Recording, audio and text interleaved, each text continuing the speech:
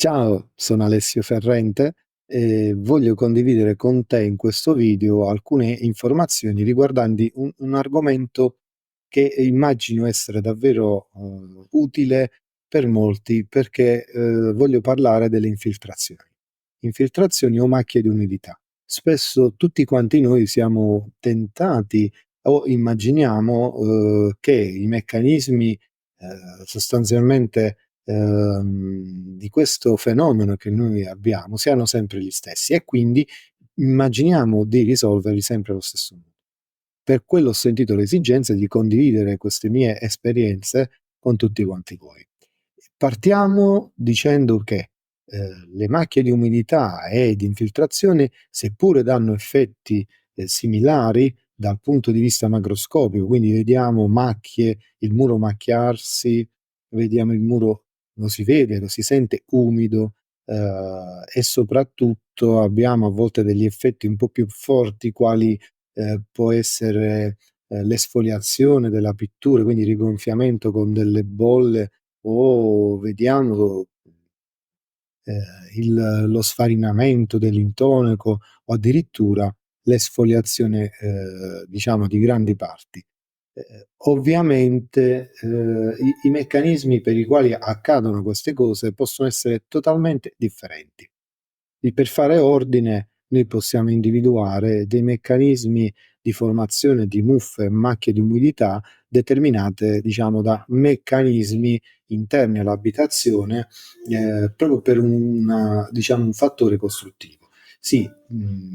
spesso diciamo, l'aria calda all'interno dell'abitazione, per un fatto geometrico, tende a migrare, in particolare è il flusso di calore, quindi questa energia che tende a spostarsi verso le zone geometricamente angolose, quindi ad esempio gli incroci tra dei muri esterni, sempre parlo della zona interna dell'abitazione, e quindi poi abbiamo che in queste zone si formano delle fastidiosissime macchie di muffe o, diciamo così, l'intonaco si rovina. Quando ci sono queste tipologie di macchie che spesso e volentieri sono concentrate nelle zone alte e nelle zone basse dell'abitazione, siamo molto probabilmente avanti, stiamo osservando un ponte termico e quindi un elemento strutturale, in genere il pilastro, che per la sua natura, diciamo così,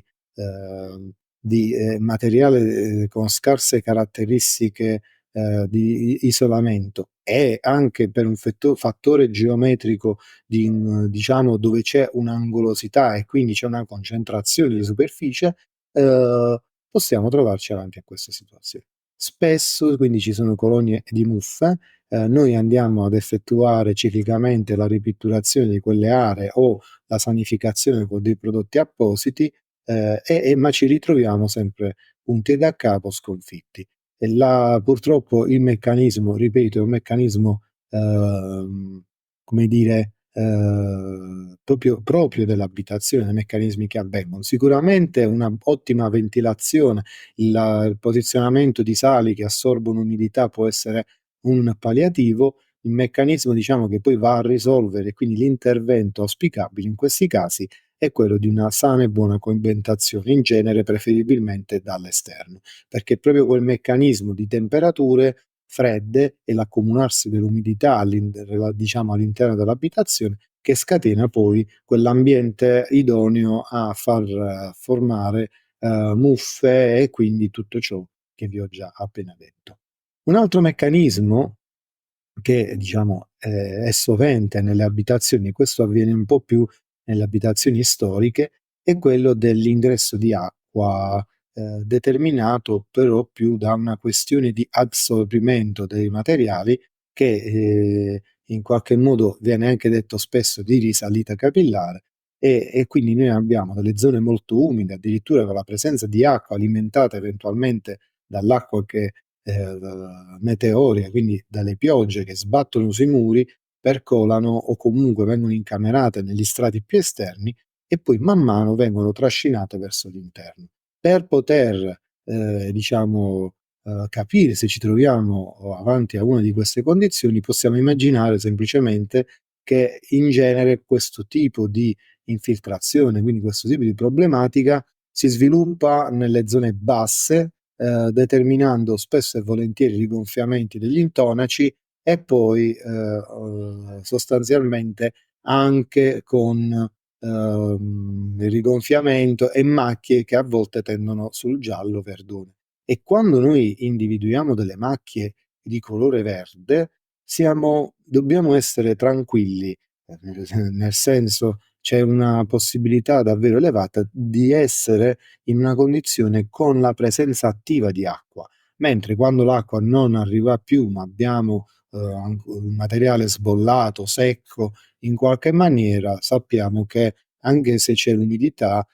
l'acqua non arriva fisicamente. Io non voglio allungarmi, poi magari in qualche altro video condividerò qualche altre informazioni, anzi se avete delle necessità o se volete approfondire degli argomenti potrete condividerlo o sul mio canale YouTube o anche sul mio canale Facebook. Quindi se vi è piaciuto un like, in ogni caso dei commenti o richieste di approfondimento, per tutto il resto io vi ringrazio del tempo che mi avete dedicato e ci salutiamo e alla prossima. Ciao da Alessio, a presto. Casini,